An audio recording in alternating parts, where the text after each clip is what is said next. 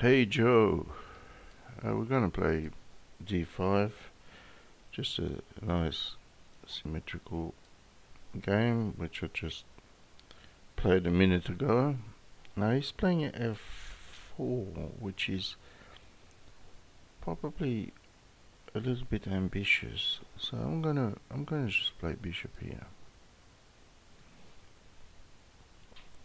Knight here, we're gonna play knight here.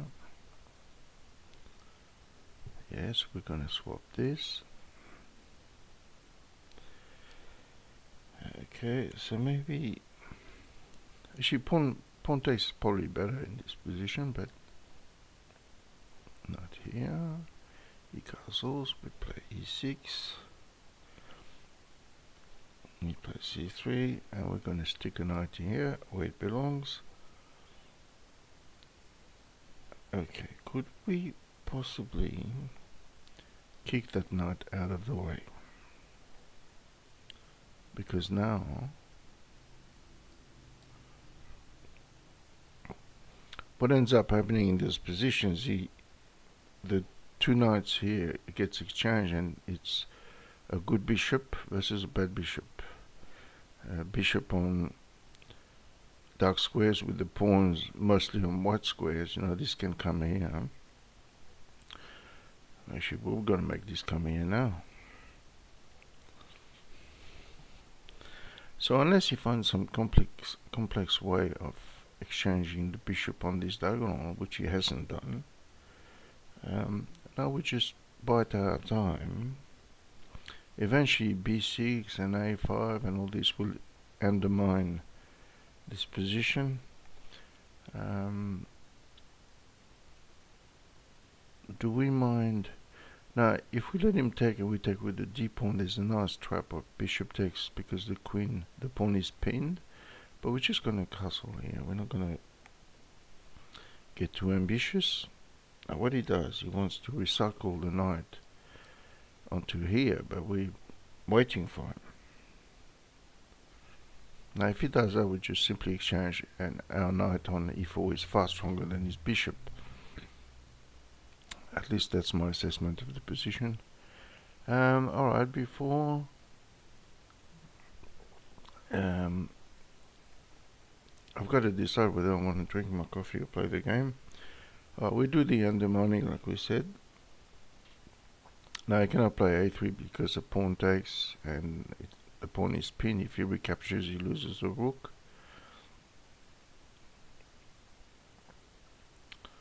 So what's going to happen? He takes this way. Now there's another pin on this file, so we can actually do this. We'll come back to pick this up later. There's no big urgency for it.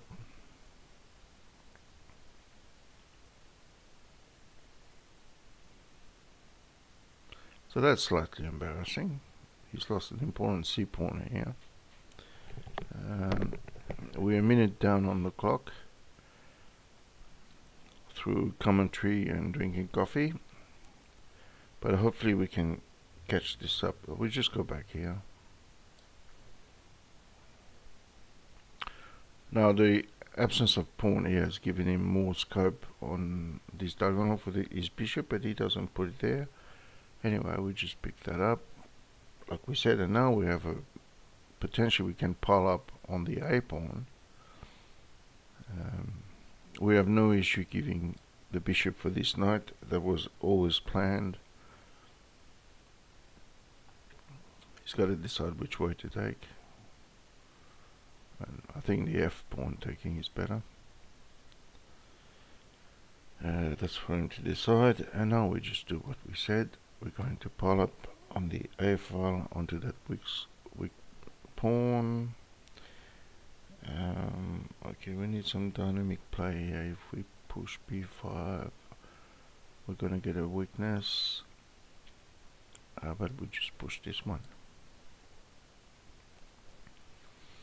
It's not just good to sit on a good position. You got to, make things happen.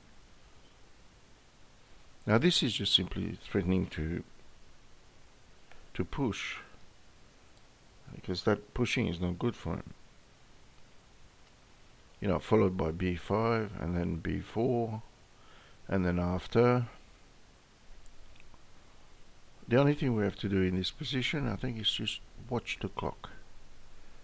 Be careful about the amount of time we spend, but he's busy thinking now.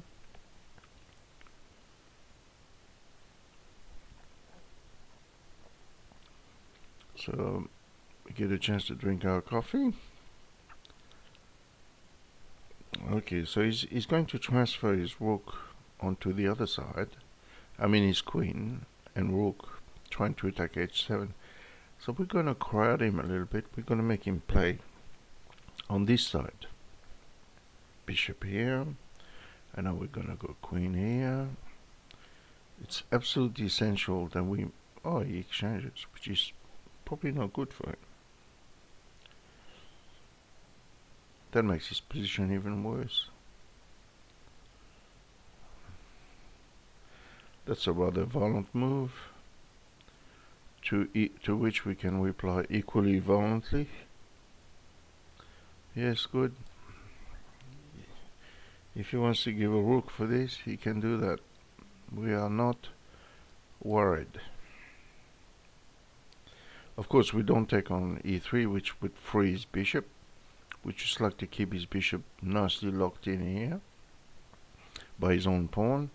The knight is attacking the two square, the pawn is attacking here and here, so the combination of a knight and a pawn in this position is actually basically locking in the king.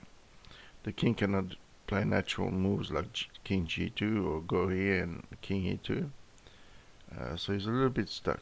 Alright, we're going to... He's not going to queen, okay, I can tell you that much. I'm going to go here. We just have to play fast in this position. Yes, I saw the bishop at a3, but he has a problem with this, is that this pawn is faster. This pawn is much faster. We've got plenty of time to finish this. The threat is rook b1 check, and this is quite annoying because he's got no way forward with his king. It's extremely unpleasant. There we go. Like I said, we have plenty of checkmate on the back line, and this came about with the position of the knight and the pawn, locking the king in.